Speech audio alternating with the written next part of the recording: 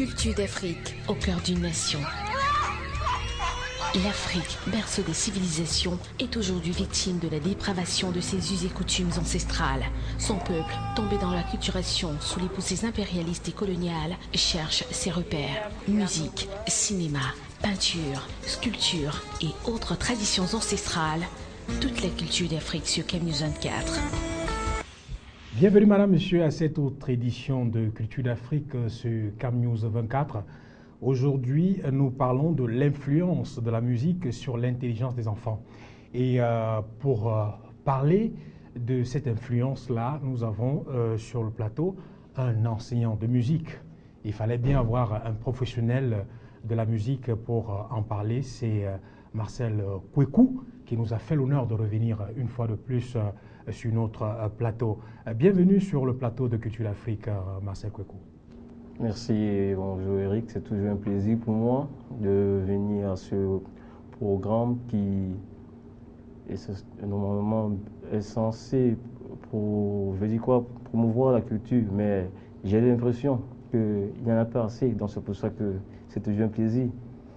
Ok, merci déjà d'être là. On va dire que la musique est un art consistant, combiné son et silence au cours du temps.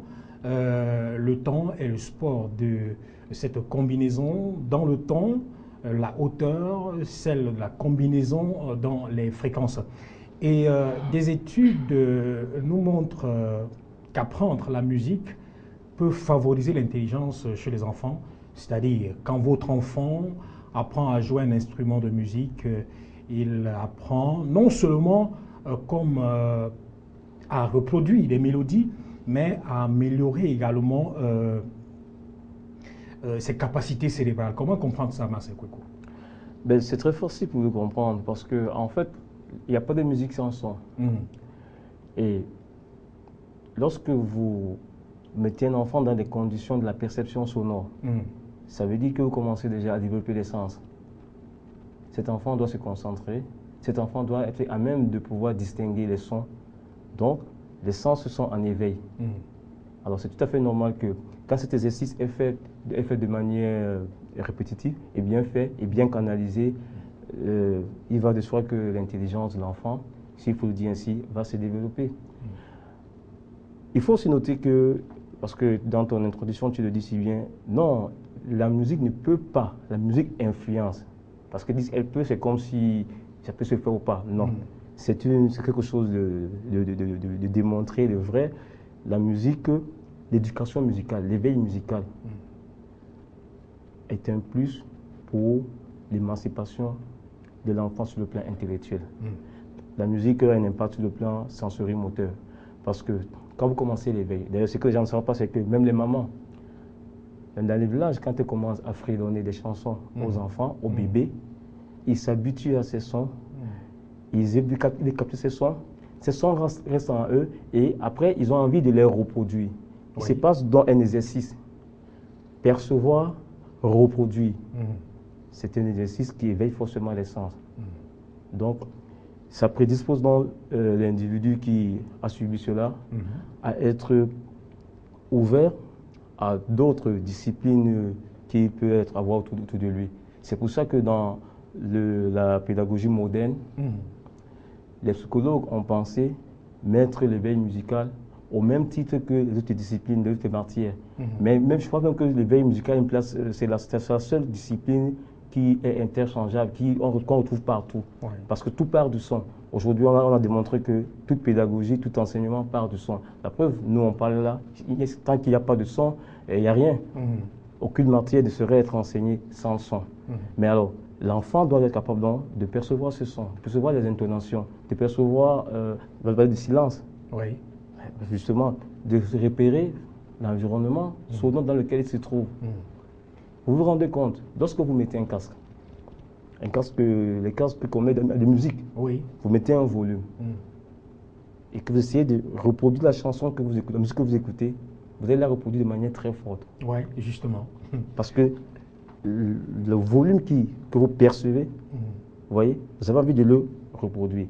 Mais si subitement on vous enlève ce casque pendant que vous chantez, vous allez vous rendre compte que vous êtes dans un environnement contraire, où le son n'est pas à la même hauteur que vous quand vous avez le casque. Donc, cet exercice, ceux qui l'ont fait régulièrement ont la capacité de pouvoir avoir le casque qui a un volume assez élevé, mais quand ils vous parlent, au même moment, de baisser leur voix. C'est une discipline dans l'éveil musical. C'est important. Donc, après, l'éducation musicale, parce que moi j'aime bien qu'on dissocie éducation musicale et enseignement de la musique. Il y a, même si tout ça va rentrer, l'enseignement va rentrer dans l'éducation, mais l'éducation commence dès le bas âge, même dès le ventre déjà même. Parce qu'il est recommandé qu'on fredonne des chansons, on fasse écouter la musique au fœtus. Ça leur permet de bien se mouvoir à l'intérieur, bien se développer. Quand l'enfant vient au monde, le premier geste de l'enfant, ce par quoi on reconnaît que cet enfant qui vient au monde est en santé, c'est quoi? Ce sont les cris. Les cris qui sont quoi? Une émission de son. Vous voyez, tout est son. Donc, après, il faut amener cet enfant maintenant à savoir identifier les sons.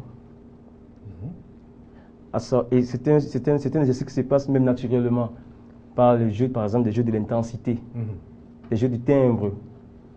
Un enfant à la maison sait pas seulement reconnaître la voix du papa, la voix du tonton, la voix des tatas. Effectivement. Mais c'est un exercice. Et c'est un exercice de l'éducation musicale, de l'éveil musical. Bon, on ne le dit pas comme ça parce qu'on se dit, oh, c'est naturel, comment, je suis né, qui m'a dit que ça c'est... Non, mais non, c'est un exercice qui, scientifiquement, a une place. C'est le jeu des timbres. Quand l'enfant arrive déjà à reconnaître la voix de papa sans le voir, la voix de maman sans la voix de tonton sans le voir, ainsi de suite, ça c'est un jeu de timbres qui est fait naturellement. On peut aussi le faire de manière un peu plus mécanique. Mais le résultat, il est le même, c'est qu'il prédispose l'enfant à pouvoir identifier, à pouvoir distinguer, à pouvoir facilement apprécier. Et vous et moi, nous conviendrons qu'une intelligence qui ne sait pas distinguer, qui ne sait pas apprécier, n'en est pas une. On dit également qu'un enfant qui apprend de la musique, qui joue au piano, aux instruments, et s'adapte facilement ou alors comprend facilement les mathématiques, par exemple. Oui, ça s'explique. Parce que je pars toujours sur la même base, c'est-à-dire que l'éveil. Il se retrouve que cet enfant qui a l'habitude de manier, je vais appeler ça comme ça, de manipuler, de jouer avec les sons, de jouer avec les sons sur les jeux de timbres, les jeux de durée, les jeux d'intensité. Il fait des calculs déjà. Il fait de l'arithmétique déjà. Par exemple, quand vous allez dire à un enfant, pour les tout petits, vous allez lui dire, fais-moi un son court. Vous tracez une petite courbe comme ça. Dès que vous partez du début de la courbe, de la ligne, dites, vas-y, tu vas me faire un ah, tu t'arrêtes là. Après, tu me fais un son un peu plus long. Ah, vous voyez que cet enfant, il s'amuse, c'est vrai, c'est ludique, mais il commence déjà à se repérer, à avoir des repérages, à savoir, oh, là, c'est court, là, c'est long. Ça, c'est déjà la mathématique. Plus loin, il va apprendre les durées des sons. Il va les apprendre, il va savoir que ce son-là, il dure un temps, celui-là, il dure 2 temps, celui-là, il dure 3 temps, 4 temps, et ainsi de suite. C'est de la mathématique. Après, vous allez lui demander de faire une combinaison des sons. La combinaison, c'est une notion mathématique, l'addition est une notion mathématique.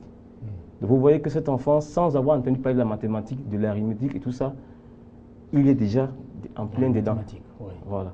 Donc, il est prédisposé. Et on voulait savoir, on constate généralement que on n'enseigne pas la musique, ou alors il n'y a pas l'éducation musicale dans nos écoles, ou alors on peut compenser ça avec les chants que nous chantons à la maternelle, avec l'hymne national tous les matins, tous les lundis. Je comprends parce qu'il y a cette demande des écoles de musique véritables. Mais je puis vous rassurer que l'éducation musicale existe au Cameroun, dans nos écoles. Et ça a toujours existé, même dans nos maisons, dans nos familles. Si on parle des petits exemples que je viens tout à l'heure de donner, tu peux bien comprendre que quand on prend le programme camerounais, par exemple, au niveau des primaires, il y a un temps de chant qui est donné. À partir de la maternelle, il y a les jeux sur l'éducation, sur les sensories moteurs, les jeux sur la motricité, ça se fait avec des sons. Donc, il y a les chants. Oui, mais les enfants doivent chanter parce que ça leur permet de facilement émettre des sons qu'ils aiment et de les retenir et de pouvoir avoir tous les repérages qu'il va falloir après. C'est l'éducation musicale. On ne peut pas donner plus. Maintenant, il est vrai que par rapport au pays de l'Occident et par rapport aux d'autres programmes, parce que vraiment, il faut avouer que notre programme, lui, il est un peu dépassé. Pour nous qui enseignons, qui suivons un programme français, il y a des choses qu'il faut mettre en plus. Il y a des éléments qu'il faut mettre en plus, des éléments pédagogiques qu'il faut mettre en plus. Bon, nos écoles n'ont pas ces moyens. Je ne pense pas que c'est pour demain. Mais le peu qu'on fait déjà est important. Ça a un impact, ça a un impact considérable sur les enfants. Il ne faut pas dire qu'il n'y a pas d'éducation musicale. Il y a l'éducation musicale. Les chants qu'on fait, c'est l'éducation musicale. Le programme, d'ailleurs, dans le programme, il est prévu les disciplines d'éveil musical, les disciplines d'éveil sensoriel, les disciplines de la danse, tout ça. C'est l'éducation musicale. L'hymne qu'on chante, c'est l'éducation musicale. On ne peut pas situer ça ailleurs. Bon, maintenant, comment comprendre le fait qu'il y a plusieurs élèves dans une salle qui s'exercent à cette éducation musicale, mais il y a d'autres qui sont plus brillants que d'autres? Alors, c'est très facile à comprendre.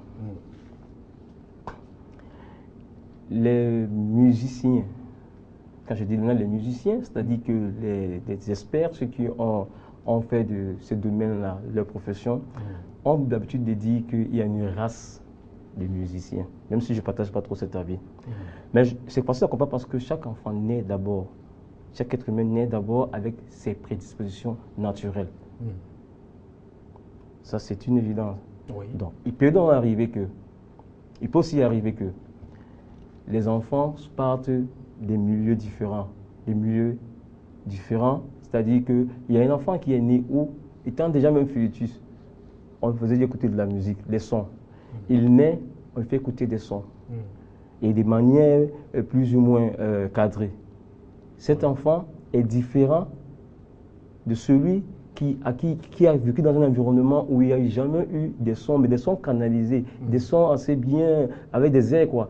Parce que les sons, tout est son, hein, autour de nous, ce n'est que des sons. Mais il y a un à qui on fredonne très rapidement des sons. Il y a un à qui on fait écouter des musiques. Ça rentre, et ça commence donc à le mettre dans... dit qu'il s'imprègne, il se situe dans l'environnement sonore et il sait comment se situer. Ça fait donc que quand ils arrivent en classe avec un autre enfant, qui n'a pas vécu la même influence que lui, la même couche familiale que lui, il est prédisposé. Mais après, l'enseignement, c'est rattraper ces choses. Bon, on comprend aussi, ou alors on dit également que la musique, c'est-à-dire que l'apprentissage de la musique peut éveiller l'esprit des enfants et même des grandes personnes.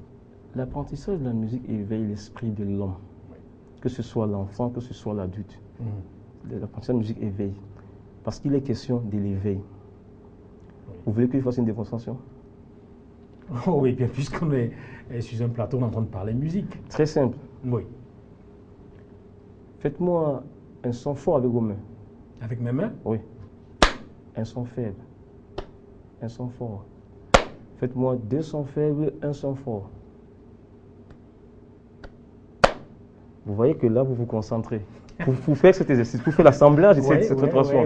Quand j'ai d'abord dit faites-moi un son fort, c'est allé tout naturellement faible. Mais quand j'ai dit faites-moi un assemblage de 2 sons faibles, un son fort, il y a eu de la concentration. Et cet exercice, quand il est fait de manière permanente, vous prédispose donc à être quelqu'un qui est assez futé, assez aguerri, assez prompt, assez éveillé. Vous m'avez eu là, je ne vous ai pas vu venir. Et alors, est-ce qu'on peut dire aujourd'hui qu'au Cameroun, il y a assez d'écoles de musique? Bon, là maintenant, c'est dans un cadre, c'est pas à l'école, mais les écoles de musique. Oui, il y a des écoles de musique.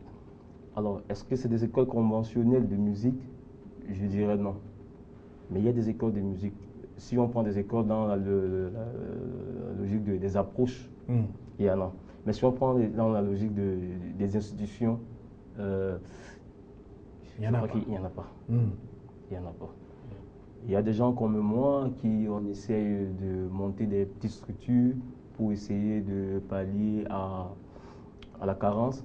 Mais des écoles vraiment conventionnelles, vraiment structurées, non, il n'y en a pas.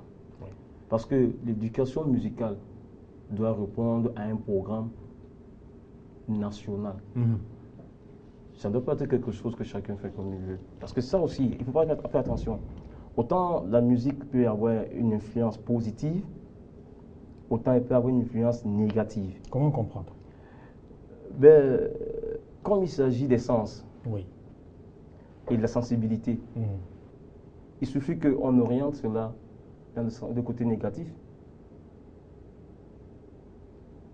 Pour faire simple, vous voyez bien qu'on arrive facilement à véhiculer des messages sérieux à travers la musique. On arrive aussi à détourner des gens, à envoyer les gens à travers la musique. Effectivement. Donc c'est très facile.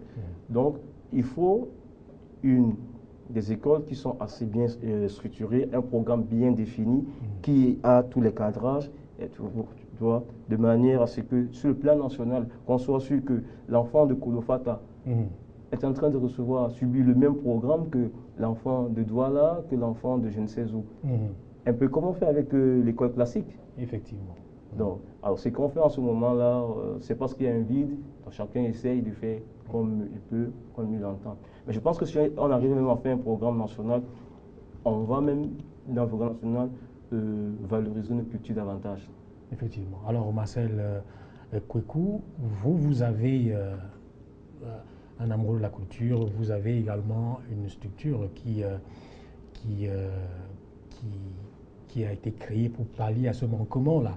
Alors, étant maître de musique, quels sont ceux qui viennent étudier chez vous? Est-ce des gens qui veulent faire de la musique leur profession, ou alors juste des gens aussi qui arrivent pour étudier la musique pour leur plaisir propre, ou alors pour éveiller les sens? Quels sont ceux qui viennent étudier la musique? On a un peu de tout le monde. C'est-à-dire que il y a des tout petits qui arrivent, il y a des adultes, tout le monde vient, des professionnels. Il y en a qui font la musique comme un hobby, qui viennent. Il y en a qui voudraient vraiment être des professionnels, qui sont des professionnels, mais qui estiment que, bon, dans le parcours académique, il y a eu des manquements. Voilà. Tout le monde arrive, on a de tout. Parce qu'on a, chez moi, quand je dis chez nous, il y a la section d'initiation, éveil et initiation. Il y a la section de l'apprentissage et la section de la formation et professionnalisation. Donc, maintenant, ça dépend des attentes de chacun. Mais vous savez, comme sur le plan professionnel, la musique, chez nous, ne nourrit pas vraiment son homme. Vous voyez que on a du mal à dire que les gens viennent pour en faire des métiers de profession. Ils deviennent des professionnels de la musique parfois par défaut. Donc si j'ai demandé, est-ce qu'il y a des gens qui viennent uniquement pour leur plaisir, parce qu'on oublie également que l'activité musicale tout au long de la vie peut rendre le cerveau plus efficace et même, c'est-à-dire relever le défi du vieillissement. C'est-à-dire que quand on pratique la musique, on ne vieillit pas vite, s'il faut parler en ces termes. Je comprends la question, mais je veux dire, parce que j'ai l'impression de ne pas avoir été compris au départ. Vous savez, l'éducation musicale, la formation musicale, elle existe déjà. Même s'il n'y a pas d'école véritable, c'est ce que je suis en train de dire depuis. Les chorales, c'est des cadres d'éducation musicale. Oui. Rassurez-vous, ceux qui vont faire ces chorales, peut-être qu'ils ne réalisent pas l'impact, mais ils gagnent beaucoup. Ils gagnent beaucoup. Tu t'imagines que tu sors de chez toi, déprimé, moralement. Et tu arrives à la chorale, tu te mets à chanter les louanges, tu chantes, tu deviens gai, ta joie te gagne. Tu ne peux pas calculer ça. Tu vois? Et tu apprends. Parce que le premier jour, quand tu arrives dans une chorale, c'est sûr que tu chantes très faux, mais progressivement, on te canalise, on te met sur. Tu vois? Donc, le problème, c'est qu'en fait, quand tu parles de gens de la musique, de la formation musicale, comme tu peux parler de la formation en menuiserie, bien électricité, le choix ne se ferait pas directement vers la musique. Mais les gens se forment en musique. Ceux qui viennent, il y en a qui viennent par snobisme, c'est vrai, dans notre structure, il y en a qui viennent parce que, bon, j'étais dernièrement le fils de tel à jouer au piano. Or, je suis allé chez mon collègue dernièrement, il avait fait un petit dîner, après il est monté au violon, il a pris son violon, il nous a fait des choses, après il a pris sa guitare, non, j'aimerais aussi apprendre à jouer. Tout. Oui, il y en a qui viennent comme ça, mais il y en a qui ils viennent là, ils viennent par complaisance, ils finissent par rester par conviction. Bon, il y en a aussi qui viennent qui pensent qu'avoir la conviction, qui peut faire de la musique, après ils disent, oh, c'est pas mon truc. Mais toujours est-il que l'environnement camerounais est fait tel que, qu'on ne veut pas, que le monde, tous les Camerounais subissent l'éducation musicale. Sans le savoir, parce que oui. Quand on parle de l'éducation musicale, justement, il fallait un professionnel pour en parler. On croit toujours qu'il faut aller dans une école de musique. Pourtant, chaque jour à la maison, il y a parfois, tu sors de la maison, tu écoutes aller à l'école, c'est aller pour la formation. Oui. C'est pour ça que je fais je dis que je mets un distinguo entre l'éducation musicale et la formation musicale. Oui, c'est important. Ouais. Celui qui veut devenir musicien professionnel, lui, il va faire une formation. Il va faire un apprentissage. Mais nous subissons déjà, mais nous qui depuis le sein de notre moment, l'éducation musicale. C'est pour ça que, plus loin, on demande à ce que le ministère de la Culture essaie un peu de voir la qualité de la musique qui est distillée dans les ondes de nos médias, parce que ça participe à l'éducation musicale des Camerounais. Si à longueur de journée, on fait écouter n'importe quoi aux Camerounais, il y a un problème. Il y a un problème. On ne réalise pas, mais il y a un grand problème, parce que l'influence est telle qu'ils vont grandir avec ça, et c'est qu'à base de ces éléments-là qu'ils sauront apprécier des choses.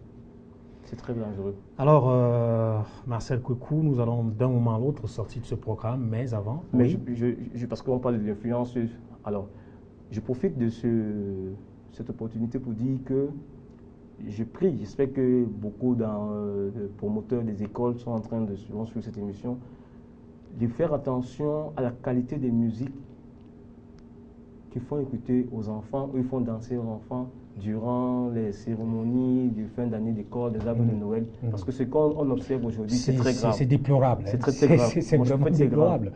C'est grave. Un enfant qui apprend encore à parler, mais tu écoutes la musique qu'elle chante. Il faut faire comprendre aux enseignants que quand on est un enfant, c'est une étape de la vie.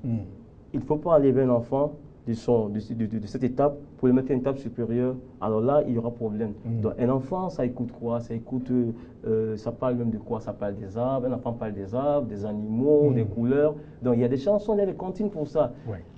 On peut faire un arbre de Noël avec des comptines où on parle des arbres, on parle des animaux, on parle du paysage, on parle du pont de Vouri, on parle du quartier. Tu vois, au lieu de faire d'écouter des... Je n'ai rien contre ces musiques, je ne veux pas les citer, mais ce n'est pas des musiques pour enfants. C'est vrai. Donc vraiment, je prierais que les promoteurs d'école veillent à ce que, et même le personnel enseignant, veille à ce que les enfants puissent avoir un programme qui est approprié à à leur enfance. Oui. Parce que moi, j'étais sidéré plusieurs fois, tu arrives, et ce que les enfants sont en train de danser et fredonner vraiment. Si un enfant vous dit, votre enfant de 4 ans, j'ai envie de, et pourquoi vous serez surpris que cet enfant très tôt vous dise cherche à expliquer ce qu'elle est en train de chanter, à vivre. Donc c'est mal, c'est vrai, c'est un très grand mal. Alors, avant de sortir de ce programme, nous allons un peu parler de la rentrée culturelle de l'association des bassistes du Cameroun, qui est en préparation.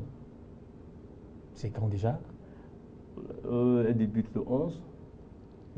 Lundi, avec des masterclass. Là encore, c'est une autre formation. Là, c'est une formation maintenant. Des masterclass avec Aladji Touré. C'est-à-dire que Aladji Touré va pendant 3 jours, de lundi à mercredi, animer des masterclass. Les musiciens vont s'amener et puis il va leur passer certains éléments, les connaissances. Et l'après-midi de ce mercredi, au restaurant La Chaumière, il y aura une petite rencontre avec des autorités politiques, administratives, médias, pour qu'on présente l'association, qu'on présente la feuille de route de l'association, et après qu'on consolide la famille. Comme les Africains, comme en Afrique. Bon, mais moi j'ai envie de savoir, les téléspectateurs aussi à la maison, quand on parle de masterclass, ça concerne qui en fait? Alors, ne prenons pas le terme master et le terme classe. Les masterclass concernent tout le monde. Oui. Tout le monde. Comme on n'a pas eu des véritables écoles de musique, c'est des petites astuces qu'on utilise ici chez nous pour pouvoir davantage professionnaliser les musiciens. Mais tout le monde est le bienvenu. Parce que le simple fait d'assister, de voir comment ça se fait, peut susciter en toi l'envie d'aller apprendre. Ok, merci Marcel Kweku d'avoir accepté une fois de plus l'invitation sur Cam News 24. C'est moi qui vous remercie Cam News 24 et vous encourage de continuer dans cet élan. On en a besoin d'être éduqué, on a besoin de s'approprier notre culture pour pouvoir mieux se définir, mieux se présenter à cette ère qu'on appelle l'ère de la mondialisation. Ok, merci. Alors, madame, monsieur, c'était Culture d'Afrique. C'était important de savoir qu'effectivement, nous recevons chaque jour l'éducation musicale et l'espère, on peut le dire ainsi, ou alors l'enseignant de musique nous a dit que c'est très bien, ça a une influence positive comme négative sur nos enfants et même sur nous les adultes, dont sachons quelle musique écouter et surtout chanter par la suite. À bientôt. Culture d'Afrique, au cœur d'une nation. L'Afrique, berceau des civilisations, est aujourd'hui victime de la dépravation de ses us et coutumes ancestrales. Son peuple, tombé dans l'acculturation sous les poussées impérialistes et coloniales, cherche ses repères. Musique, cinéma, peinture, sculpture et autres traditions ancestrales. Toute la culture d'Afrique sur Cam News 24.